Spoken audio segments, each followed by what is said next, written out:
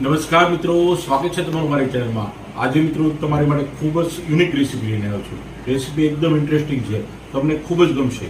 અને મિત્રો બહાર ધોધમાર વરસાદ ચાલુ છે અને આ વરસાદમાં વાતાવરણ એકદમ ઠંડુ થઈ ગયું છે અને આ ઠંડા વાતાવરણમાં આપણે બનાવીશું આજે જમરૂખ અને લાલ મરચાંનું શાક। આ લાલ જમરૂખ છે, માર્કેટમાં આસાનીથી મળી જાય છે અને અત્યારે જમરૂખની સિઝન છે। ઢગલા મોઢે જમરૂખ માર્કેટમાં મળતા હોય છે અને એનું શાક ખૂબ જ ટેસ્ટી બને છે, ખૂબ જ હેલ્ધી બને છે અને એના ઘણા બધા બેનિફિટ્સ પણ છે। તો ચાલો આપણે આજે બનાવી લઈએ લાલ જમરૂખ અને લાલ મરચાંનું શાક। તો સૌપ્રથમ આપણે એક સ્ટીલની કઢાઈ લીધી છે, એમાં 1 થી 1.5 ચમચો જેટલું સિંગ તેલ લીધું છે। તમે કોઈ પણ તેલ લઈ શકો છો અને ત્યારબાદ વઘાર માટે રાઈ અડધી ચમચી રાઈ એડ કરી છે અને રાઈ બરાબર ક્રેકલ થાય એટલે એમાં આપણે એડ કરીશું અડધી ચમચી જીરું। જીરું પણ ક્રેકલ થઈ ગયું છે એટલે હવે એડ કરીશું કરી પત્તા। કરી પત્તાનો સ્વાદ જમરૂખ મરચાંના શાકમાં ખૂબ જ સરસ આવે છે મિત્રો। અને અત્યારે લાલ મરચાંની સિઝન પણ છે એટલે લાલ મરચાં પણ આસાનીથી અવેલેબલ છે। હવે થોડી હિંગ એડ કરી દીધી અને ત્યારબાદ એડ કરી દઈએ લાલ જમરૂખ। જો મિત્રો કેટલા મસ્ત તાજા જમરૂખ છે। વિટામિન સીથી ભરપૂર લાલ જમરૂખના ઘણા બધા ફાયદાઓ છે મિત્રો અને તે તમારું પાચન સુધારે છે। ઉપરાંત એમાં ફાઇબર પણ પ્રચુર માત્રામાં હોય છે। હવે આપણે લાલ મરચાં એડ કરી દીધા, હવે એને બરાબર હલાવી લેવાનું છે।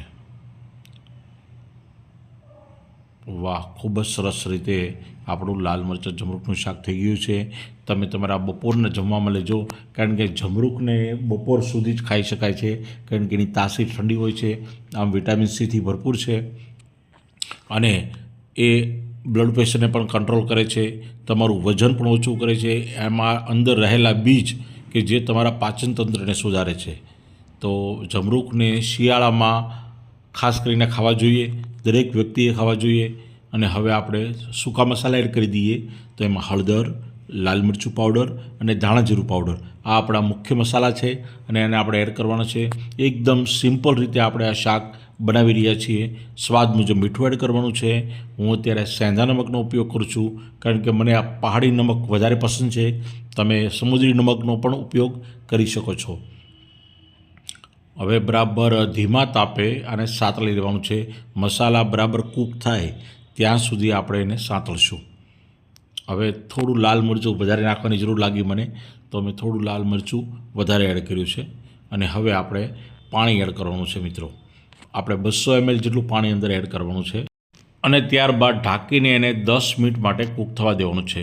મિત્રો ભાવનગર સાઈડ લાલ જમરૂખ વધારે મળે છે, પરંતુ ધોળકા સાઈડ સફેદ જમરૂખ મળે છે અને આ બંને જમરૂખનો ટેસ્ટ તો સરસ જ હોય છે, બંનેનો સ્વાદ થોડો અલગ હોય છે, પરંતુ જમરૂખ લાલ હોય યા સફેદ શાક બંનેનું બને છે।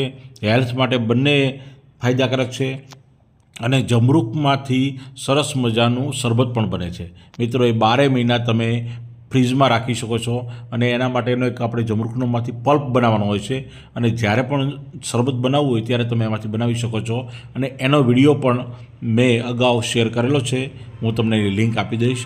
હવે આપણે ગળપણ માટે થોડી ખાંડ એડ કરીએ। જમરૂખમાં ગળપણ હોય જ છે, છતાં પણ આપણે ખાંડ એડ કરી છે, કારણ કે ખાંડ એડ કરવાથી આ શાકનો સ્વાદ એકદમ બેલેન્સ થઈ જાય છે, એટલા માટે આપણે ખાંડનો ઉપયોગ કર્યો છે। તમે ગળનો પણ ઉપયોગ કરી શકો છો અને ગળપણ ન નાખો તો પણ ચાલશે, પરંતુ તમે તમારા સ્વાદ મુજબ, તમારા ટેસ્ટ મુજબ એમાં ફેરફાર કરી શકો છો। હવે થોડું પાણી એડ કરીને એને 5 મિનિટ માટે ઉકળવા દેવાનું છે અને આ રીતે આપણું જમરૂખનું શાક બનીને તૈયાર થઈ ગયું છે મિત્રો। વિડીયો ગમે તો લાઇક કરજો, શેર કરજો, સબસ્ક્રાઈબ કરજો। મળતા રહીશું નવા વિડીયો સાથે। જય હિન્દ, જય જય ગરવી ગુજરાત।